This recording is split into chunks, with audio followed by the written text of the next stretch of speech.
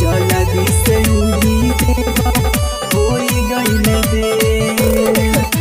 Recording studio new star music, singer Vijay Bihari.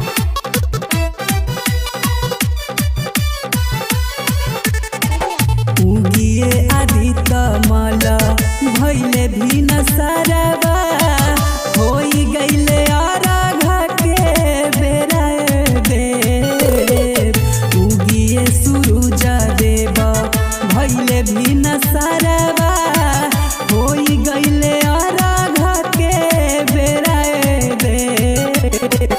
जल बीच खारा बाटे सभे परवई तीना जल्दी से उगी देवा होई गइले बेर। सूरज देवा जल बीच खारा बाटे सभे परवई तीना जल्दी से उगी देवा होई गइले देर।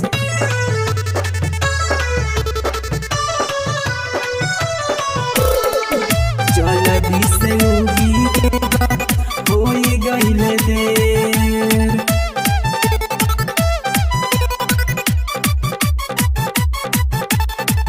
हाथवा में अरघल के अरजी लगाइले उगी उगी दीनानाथ सभे गोहराइले सभे गोहराइले।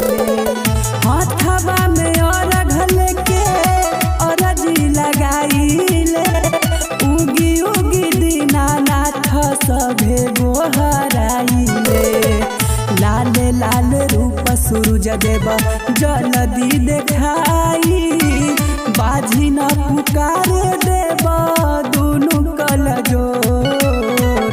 जल बीच खारा बाटे सभे परवई तीना जल्दी से उगी देवा होई गइले देर। सूरज देवा जल बीच खारा बाटे सभे परवई तीना जल्दी से उगी देवा होई गइले देर।